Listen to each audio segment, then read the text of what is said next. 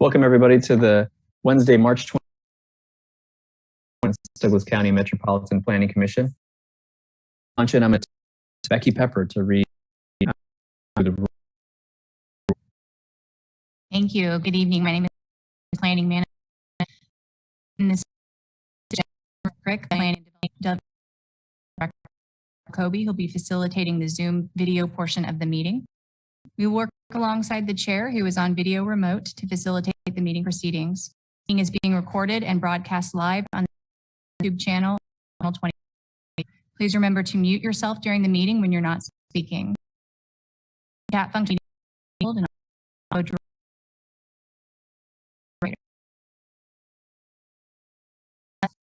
allows the active meeting participants to be seen on screen. The meeting, and when you are not participating, please turn your video on. If you have any trouble, you can send a chat to the Zoom facilitator. The city reserves dual videos off to minimize each time before you speak for the benefit of those participating remotely. Public comment is sought on an individual person should approach the podium following social distancing and safety protocols. Your comments will be limited. Those providing comment via Zoom should use the raise your hand function to indicate that you wish to speak. The raise hand function may appear places on menu depending on the device that you're using and which version of Zoom you have. Individuals will be called in order they appear on the meeting host screen. And when you're called on, please unmute your device, state speak to 3 minutes. For commissioners, all motions need to be stated clearly. After a motion is made and seconded, staff will call the commissioner and motion in the count of the vote. I want to again remind everyone to please mute yourself when you're not speaking. Thank you, and I'll now turn it over to the chair. Thank you, Becky. Luke. Let's see. The agenda here to minutes from the February 20. Does anybody have any comments to make, or would anyone like to make a motion to approve?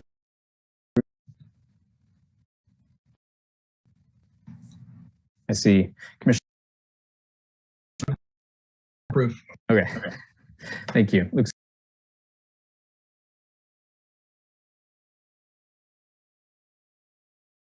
Butler raised her hand. Thank you for that, Commissioner Butler. Can you read the roll? Jeff Craig, Service. Commissioner Butler.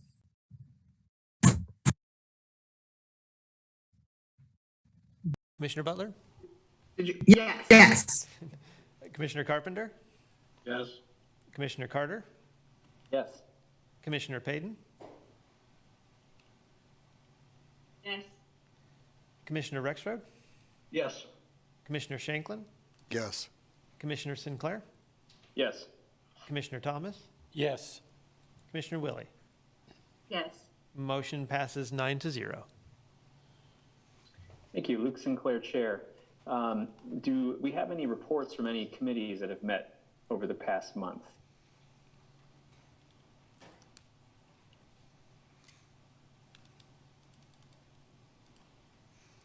No? No. Commissioner Carpenter, go ahead.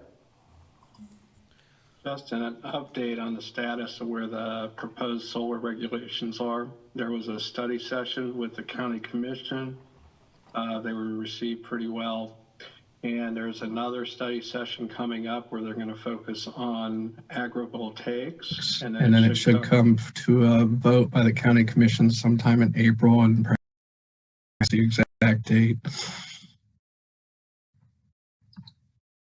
And Willie, Planning Commissioner, I'm not sure I know the exact date. Will come before Wednesday of April for discussion. I'm not sure if that will be a vote first Wednesday, then it'll be the third Wednesday, I'm pretty sure, because Mary Miller is gone the second Wednesday.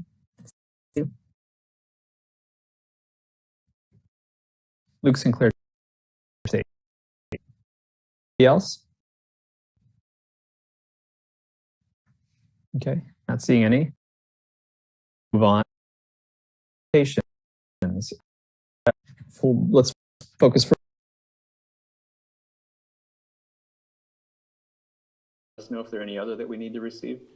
Jeff Craig, Planning and Development Services. All communications related items were included as part of your packet. This one that we've noticed is item number D1 is a communication that was sent to the Planning Commission related to a public meeting that's coming up related to a proposed substation near Cazold and Bob Billings that has been before you before. So the letters were sent to the commission, so we made sure to include them as part of your packet this evening. Thank you, Jeff. And I believe we're going to probably, or Luke Sinclair Chair, we're going to come back to that maybe under miscellaneous new or old business, just to, if anybody has questions, I think. Then moving on to D2, do we have any written communications from staff, planning commissioners, or other commissioners that we need to receive? Jeff Craig, Planning and Development Services. We did include one item, kind of a research paper that was produced by Avery Kerner in the planning office about homeowners associations. It was requested by the city commission, and we thought it may be of interest or value to the planning commission. So we also attached it for your review and consideration. No action is needed on it. We just passed it along as for informational purposes. Luke Sinclair Chair, thank you for that, Jeff. Any commissioners have any questions about that one? Before moving on, I didn't know if anyone wanted to talk about it. Commissioner Carter? Yes, David Carter, Planning Commissioner. I would just appreciate a little bit of context. The purpose says it was requested by the City Commission, but was there a specific catalyst or the specific question that led to this research? Jeff Craig, Planning and Development Services. It really was a request of one of the city commissioners about just about a topic in interest to find more information and just to learn some more.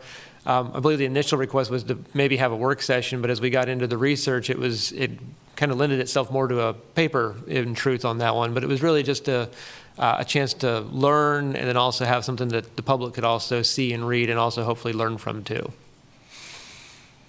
Very good, thank you. Thank you, David. Luke Sinclair Chair. Commissioner Rexroad, go ahead. Yeah, thanks, Commissioner Rexroad. Just one quick question on the memo on neighborhood associations. I'm looking at that right now, and maybe I'm doing it wrong, but it doesn't appear that the links in that document are live. It may just be me, but if not, it'd be great to have that sent in a way that we could actually click into some of that content. Jeff Craig, Planning Development Services. We'll take a look into that because it's also not working on my computer, but that's may just be me too. But we'll work on that and see if we can get that resolved. Thank you for letting us know. Luke Sinclair Chair. Anyone else? Okay, we'll move on then. Do we have any written actions of any waiver requests or determinations made by the city engineer, Jeff? Jeff Craig, Planning and Development Services. None this evening. Okay, are there any commissioners that need to disclose ex parte communications? Excuse me.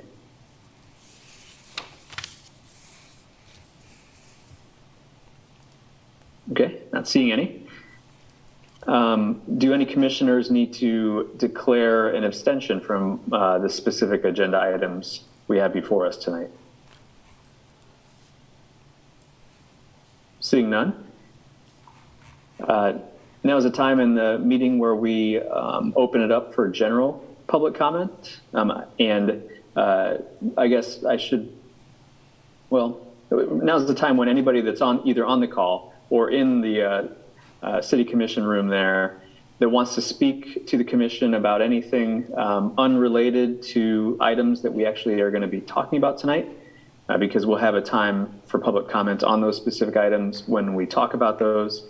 If you have just general public comment, you're welcome to do so, and you'd have 3 minutes for that. So Kyle, maybe rely on you to let me know if anyone's in the room there, but if you're on the call, raise your hand, or if you're on video, or do a little digital hand raise on the Zoom function if you can. Kyle Kobe with Planning. There's nobody in the room to speak Yeah. general public comment. Luke Sinclair Chair. Thanks, Kyle. I'm not seeing any hands raised on my end. Am I missing any? Kyle Kobe with Planning. I don't see any either. Okay. Luke Sinclair Chair. Close general public comment then and move on to our regular agenda items.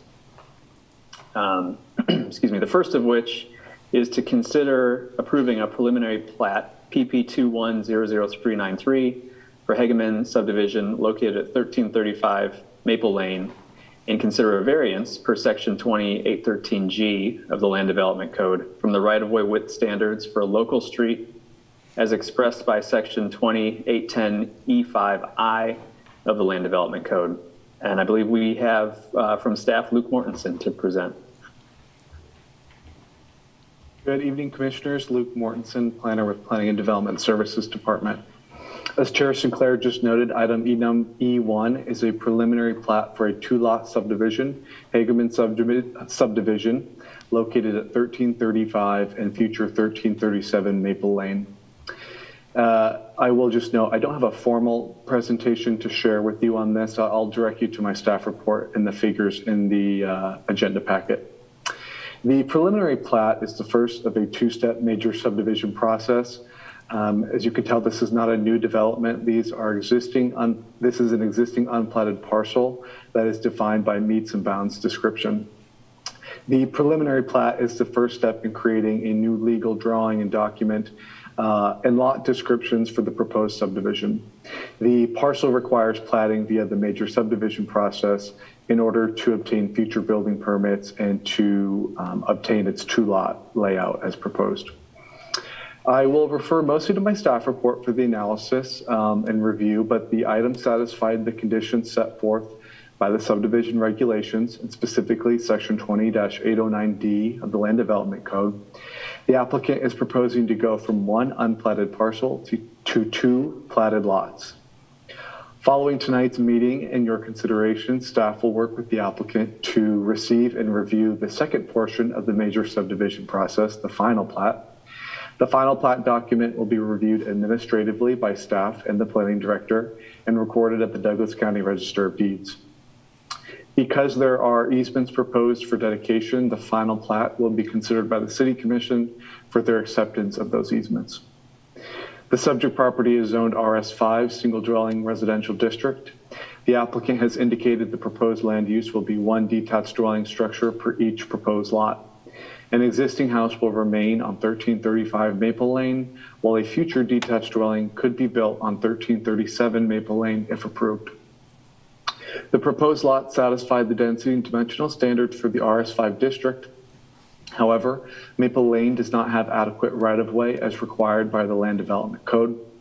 Maple Lane is a local street which requires 60 feet of width.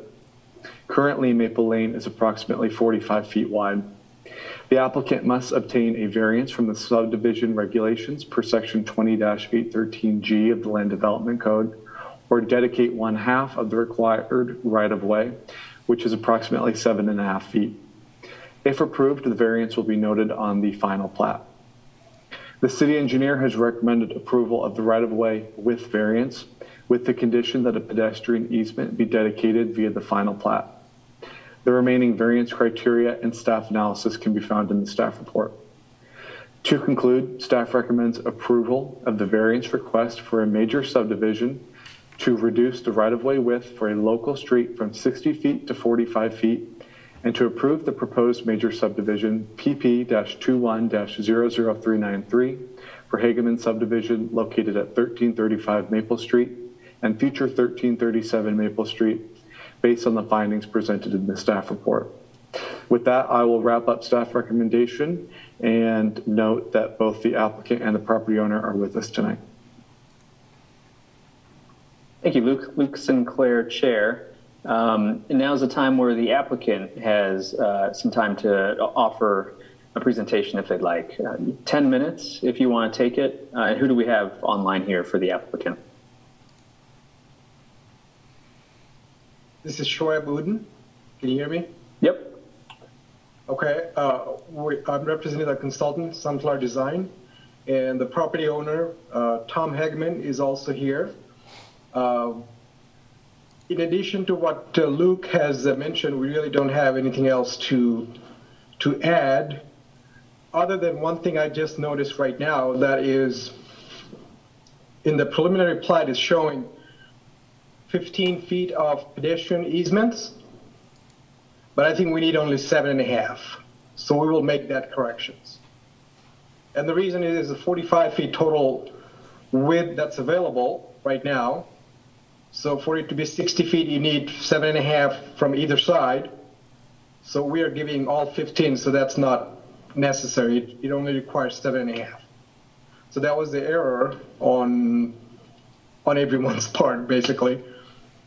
So that's the only thing that I noticed. Other than that, we don't have anything else to add. It's pretty simple, straightforward plat. Thank you, Mr. Uden. Luke Sinclair. Mr. Hegeman, did you want to offer any comments or thoughts? I don't have anything else to add, but thank you so much. Thank you, Shob, and thank you, Luke, and everyone else there.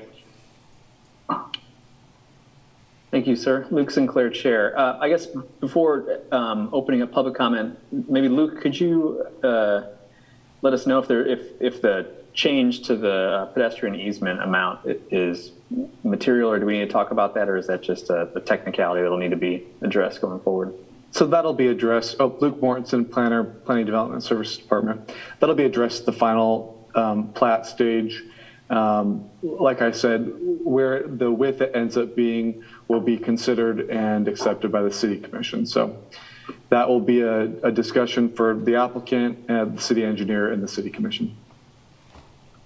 Okay, thank you. It won't affect the requested variance? Luke Mortensen, it will not. Okay. The other thing I just want to add is that we have 15 feet, so we're fine with it if that's what it needs. It just seems to me like it was a simple mathematical error. But if I'm not correct about that, then 15 feet can stand. That's fine. Luke Morrison, Planning Development Services. I think where we ended up at 15 was there's also overhead power, and so I think on the final plat it'll probably function as a pedestrian and utility easement. But like I said, that number will be looked at and confirmed during the final plat stage, which Schweb has submitted and will be reviewing starting tomorrow. All right, no comments from us. Very good. Luke Sinclair, Chair, thank you for that.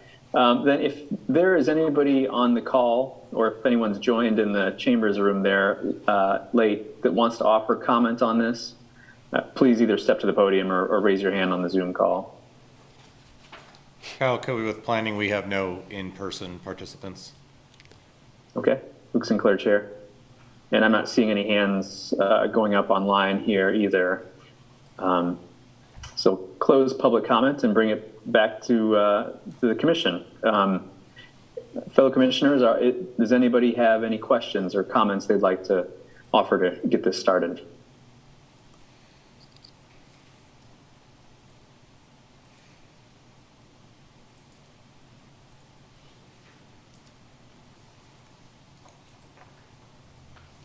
Are there any commissioners that have any heartburn about this request? I guess I should say these requests, because Jeff, correct me if I'm wrong, but I think this would be two votes, one to approve the preliminary plat and one to approve the variance. Is that right? Jeff Craig, Planning Development Services, that is correct. Okay. Luke Sinclair, Chair, thank you. Commissioner Carpenter? I just have one question for Luke. Could you describe what a pedestrian easement is and why it's needed here? Luke Mortensen, Planning Development Services. So normally the sidewalk would be within the public right-of-way. In this instance, Maple Lane and some of those older streets kind of to the east and west of Maple Lane were platted with kind of rights-of-way in between 45 and 50 feet, and they don't have sidewalks.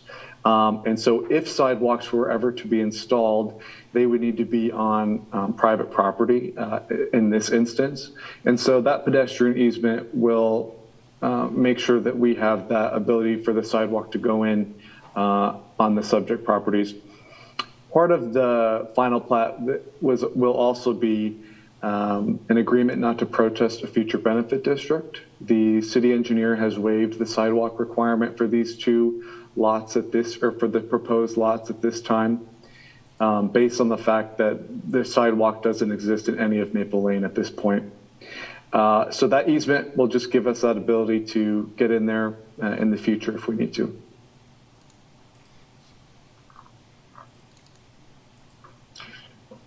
Jim Carpenter, Planning Commission. It's an interesting response to our discussion about the variances for sidewalks, because I think this is the first time I've seen a pedestrian easement added. And I'm glad we have the city engineer waiving the requirement for the sidewalk, especially in these older neighborhoods where it's narrow roads and ditches. I don't see sidewalks coming in anytime, but yeah, I'll have to think more about pedestrian easements down the road, but for right now, we don't hear any objections to it, so I'm not going to go any deeper into it tonight.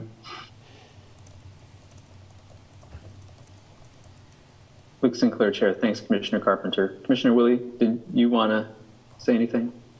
Sure. Karen Willie, Planning Commissioner. Mr. Uden or Mr. Hegeman, whoever would like to answer, the building envelope that is left after the pedestrian easement, that is still sufficient for your needs there? Shoaib Uden, yes. It is sufficient.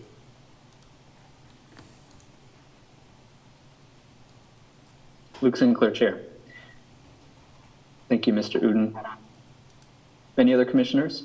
Questions for the applicant or staff or comments?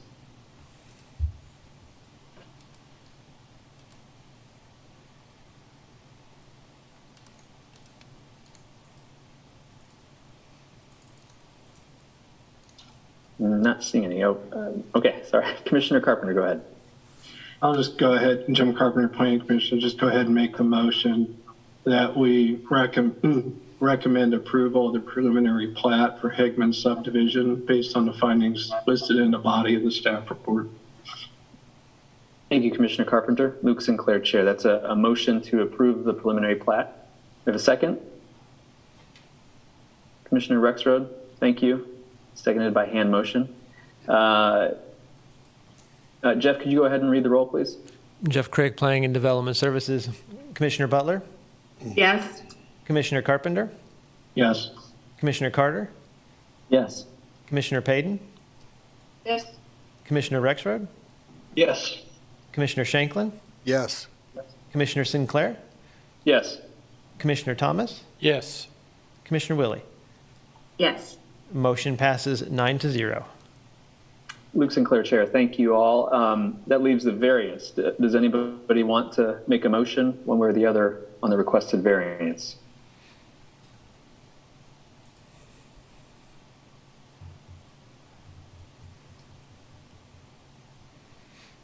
Commissioner Rexford, go ahead. Sure. I move we approve the, let me find it here. Sorry. Maybe we approve the variance requested per section 20-813G as described in the body of this staff report. Thank you, Commissioner Rexroad. Luke Sinclair, Chair. That's a motion to approve the variance. Do we have a second? Commissioner Carpenter, seconded by hand motion. Thank you for that. Any other comments on the variance before we vote on that? Okay. Jeff, can you go ahead and read the roll, please? Jeff Crick, Planning and Development Services. Commissioner Butler? Yes. Commissioner Carpenter? Yes. Commissioner Carter? Yes. Commissioner Payton? Yes. Commissioner Rexroad? Yes. Commissioner Shanklin? Yes. Commissioner Sinclair? Yes. Commissioner Thomas? Yes. Commissioner Willie? Yes. Motion passes 9-0. Luke Sinclair, Chair. Thank you, Mr. Uden and Mr. Hegeman. We'll move on then to our second item on the regular agenda here, and that's to consider approving a request to rezone Z2200-021, approximately 1.65 acres from IBP district to IL district. The property is unaddressed, and the parcel number is in the agenda there. I believe that we have Luke Mortensen to present on this one too. Good evening again, Commissioners. Luke Mortensen, Planner with Planning and Development Services Department. I do have a PowerPoint for this one, so give me 1 minute.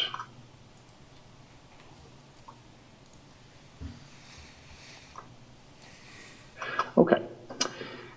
All right, as Chair Sinclair just noted, item E2 is a request to rezone approximately 1.65 acres from IBP, that is our Industrial Business Park District, to IL, our Limited Industrial District, at future 1314 Research Park Drive.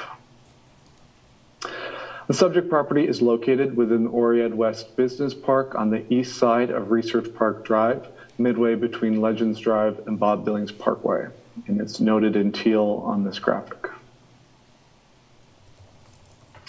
The subject property is an undeveloped lot. It was platted and recorded at the Douglas County Register of Deeds in 1994. I believe this graphic or this image is from 2019. All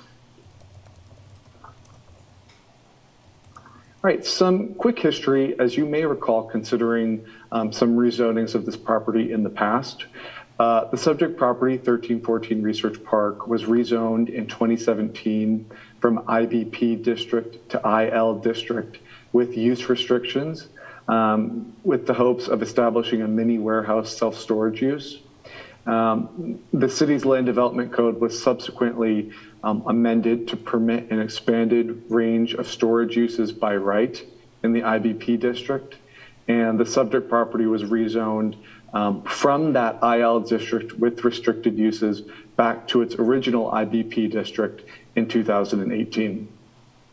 Additionally, the subject property's neighbor to the north, 1310 Research Park, was rezoned from IBP district to IL district with restricted uses in 2016 in order to establish a construction, sales, and services use.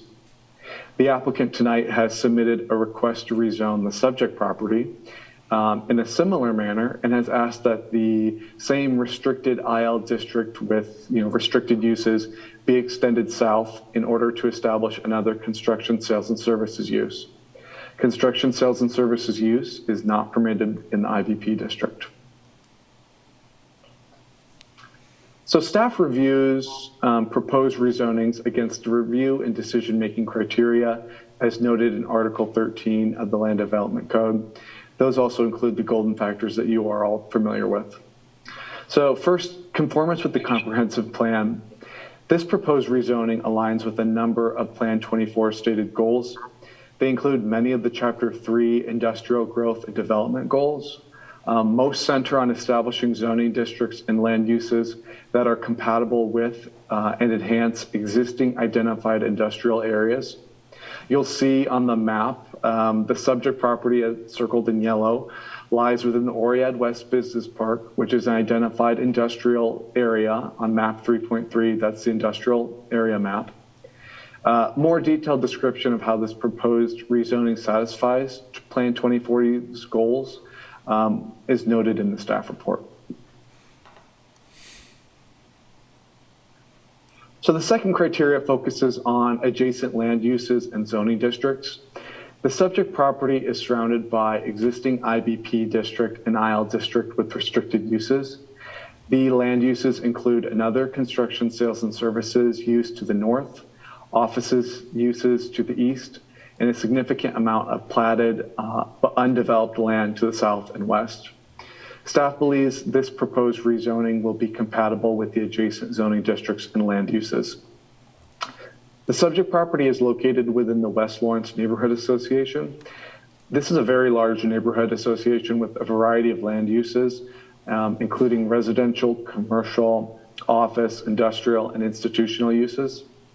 The proposed rezoning would restrict the IL district's uses to those that are also permitted in the IBP district.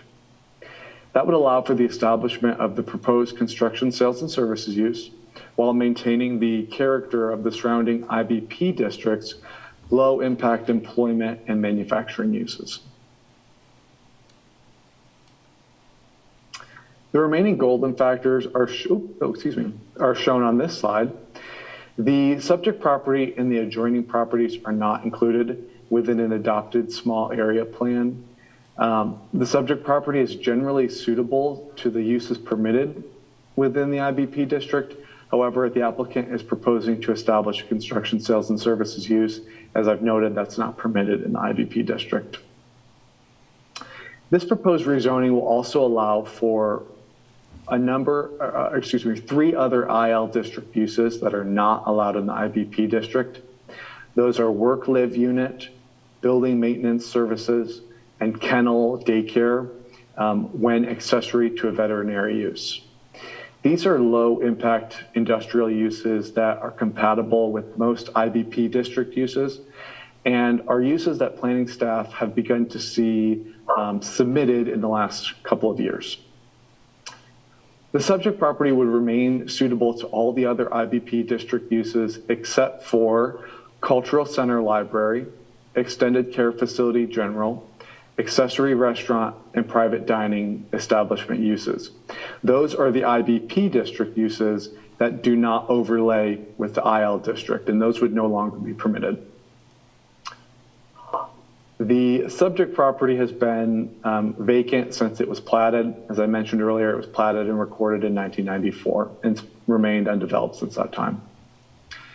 Staff does not believe this proposed rezoning will detrimentally affect nearby properties. The allowed uses will generally mirror the adjacent properties' allowed uses. Additionally, future land uses will be subject to the major site planning process. It'll require full compliance with the land development code and the industrial design guidelines. If this proposed rezoning were denied, the property would remain vacant as an IBP district property until permitted use was established. The proposed rezoning to IL district with restricted uses will allow for the development of an existing undeveloped lot while generally maintaining the character of the surrounding IBP district.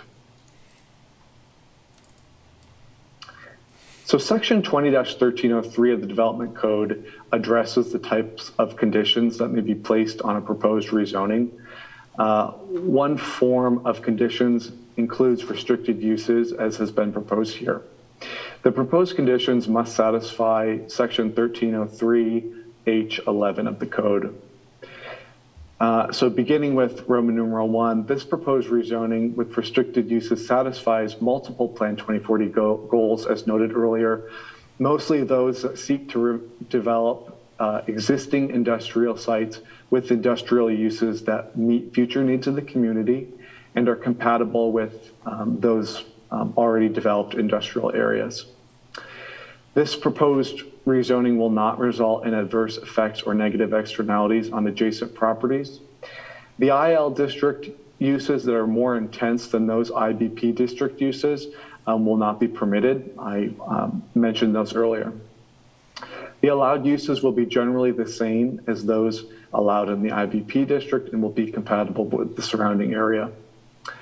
The last two criteria are not applicable to this proposed rezoning.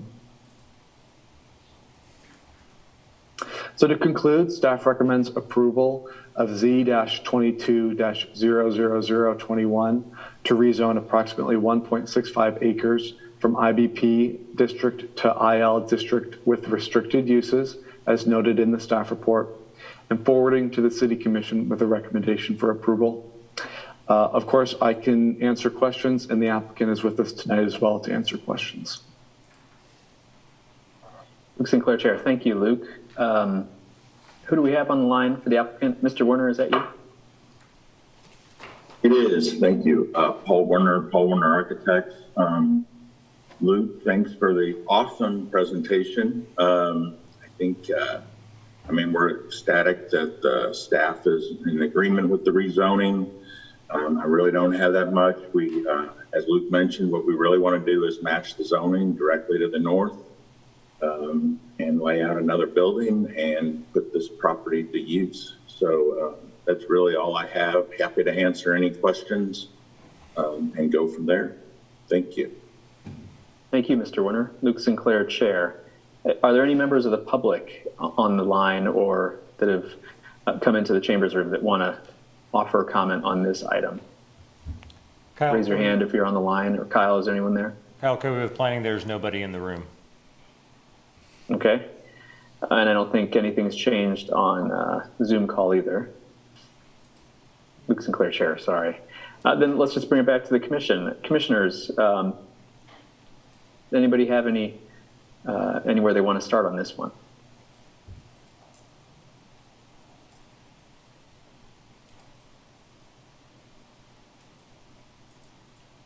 Go ahead, Commissioner Rexroad. Thank you, Commissioner Rexroad. I spent a bit of time driving around that area. I don't really have a question, just a comment, I suppose, and maybe a word of thanks to staff for the work they did. This lot's been sitting there for almost 30 years, and to see a project come forward that's going to fit into this area is, I think, a very positive thing for us. Just want to give a vote of support. Luke Sinclair, Chair. Thank you, Commissioner Rexroad. Commissioner Carpenter? Jim Carpenter, Planning Commissioner. Yeah, I don't really have a problem with this, but I'm just wondering, Paul, the IBP district doesn't seem to be working very well, and it hasn't worked. So I'm just wondering, are we going to be piecemealing these lots out there this way? And why go with the conditional zoning instead of just a text amendment to the IBP to allow this use? Since this seems one way people want to go with those lots. Well, your first assessment is exactly correct. IBP does not work. And, you know, the options to fix it, a text amendment is certainly one. We haven't had much luck with the text amendments lately. A couple have been deferred, probably one denied. I think, you know, everybody's kind of hanging their hat on hiring the consultant to rework on the land development code, and maybe that's where this is all going. We probably took what I would say, I'm not quite sure it's the path of least resistance, but of just matching what is directly north of us. So I think, you know, there's only one lot south of this, so it probably ends there.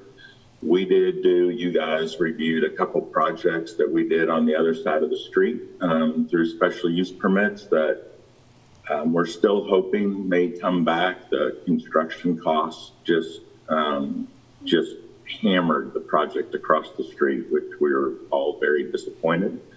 So maybe that will change in the near future. So we are doing projects in the IBP, but it's just, as you mentioned, it's a special use permit, which is not easy either. But we had a client who has outgrown his facility. This lot became available. I think this is certainly a better use than a 3-story storage center that I'm not quite sure the people I'm not sure how everybody realized that building that was approved on the site was going to be 3 stories tall. But a 1-story building that I think is, Mr. Rexroad mentioned, I think it blends in with the 2 buildings to the north. And that's what we managed to match the zoning to the north to get this approved. But I'm hoping, as several other people are, that the consultant hired to fix the LDC a little bit will address some of those other problems, because certainly out west, all of this land should not be sitting there vacant. And right or wrong, this one lot gets infilled, and like I said, we have a project ready to go with a real client, so we're excited. And on one hand, just really happy that planning staff agreed with us that we should be able to match the zoning to the north and get this project done. But I do understand your comments about IBP. Thank you. Jim Carpenter, Planning Commissioner. I know when we redo the land use code, probably IBP is something we should eliminate and call it something else and modify the uses, because this project was one of the first things I remember after moving to Lawrence, and was the catalyst for the formation of the West Lawrence Neighborhood Association because of fear that it was going to be a big industrial project. But you're right, it's been sitting there, and we got to find a better zoning mix that will allow that to develop, because that is a large parcel available for infill development, and that's our goal now.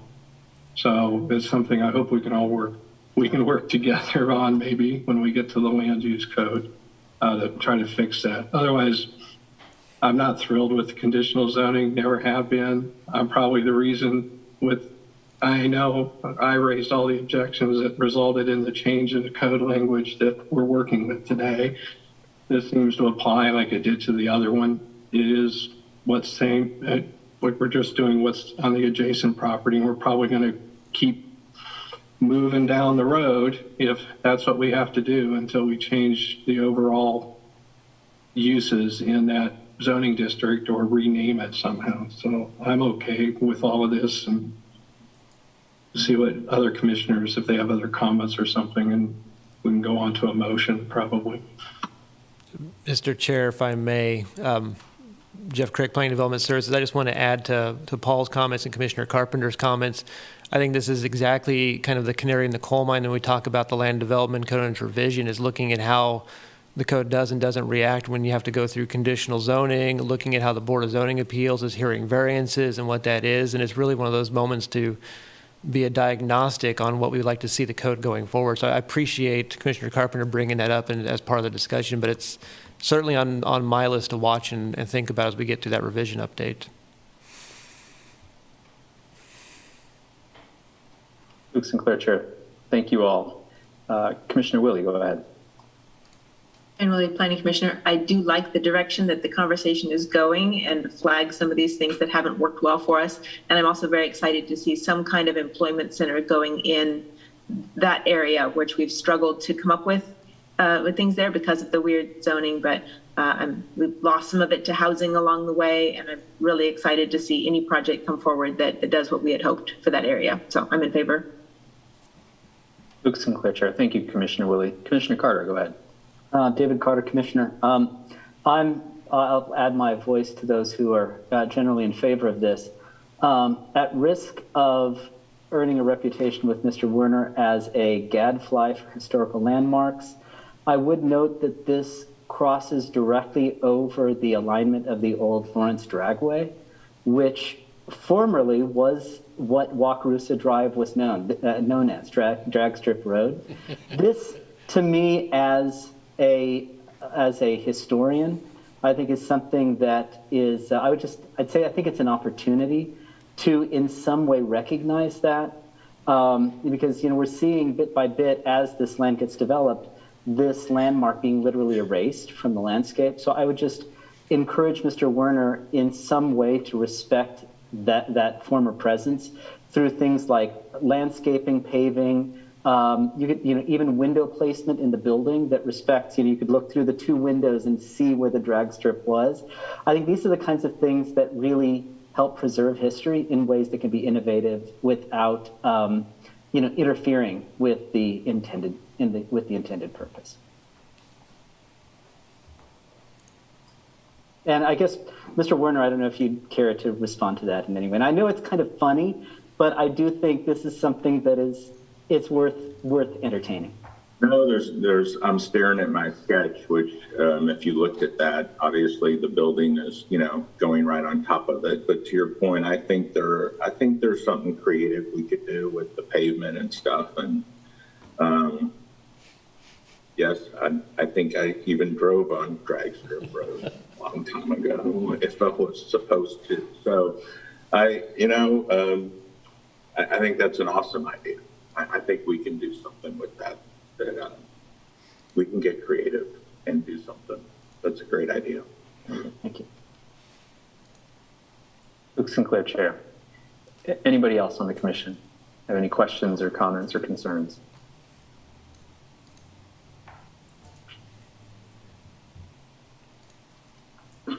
I would try and make a motion if I can. Yep, I was just going to ask for that. Go ahead. Karen Willie, Planning Commissioner. I move to approve the request to rezone approximately 1.65 acres from IBP to IL district with restrictions and forwarding it to the City Commission with a recommendation for approval based on the findings of fact found in the body of the staff report and subject to conditions A through CCC.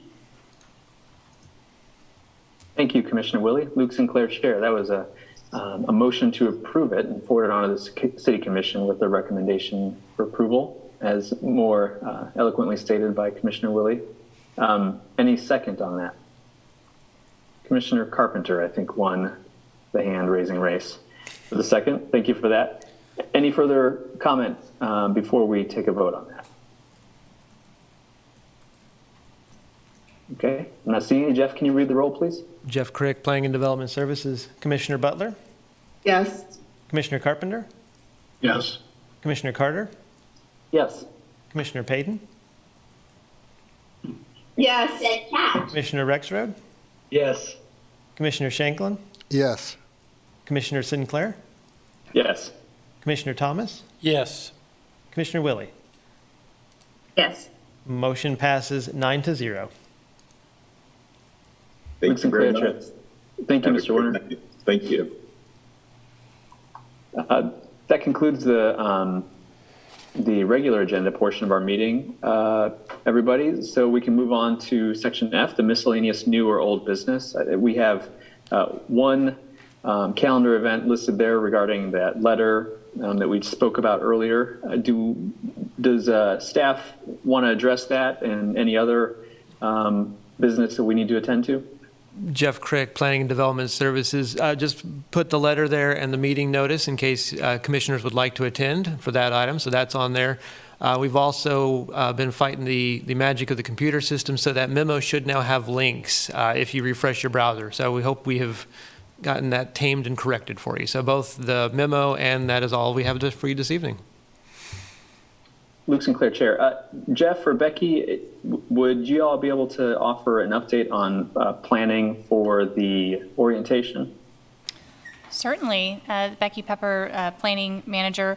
I think that we are looking to schedule a Planning Commission orientation on May 20th. I will send out information, placeholders for your calendars. There is a possibility that we will also try and get us back on schedule, and we're looking to have a second orientation in November too. So look forward to that fun. Thanks, Becky. Luke Sinclair, Chair. Then I guess with that, that concludes the business that we have tonight. Would anyone like to make a motion to adjourn the meeting? Commissioner Rexroad raised his hand. Thank you for that. Anybody want a second the motion to adjourn? Commissioner Carter. Thank you. Thank you for that. Does anybody have anything they want to say or any questions before we vote to adjourn? Isn't it too early to adjourn? Yes. That's why I asked if anyone wanted to talk about anything else. Okay.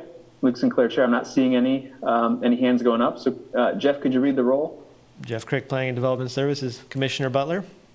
Yes. Commissioner Carpenter? Yes. Commissioner Carter? Yes. Commissioner Payton? Yes. Commissioner Rexroad? Yes. Commissioner Shanklin? Yes. Commissioner Sinclair? Yes. Commissioner Thomas? Yes. Commissioner Willie? We may have lost her. They've lost Commissioner Willie. Motion passes 8-0. Very good. Thank you, everybody. We'll see you next month.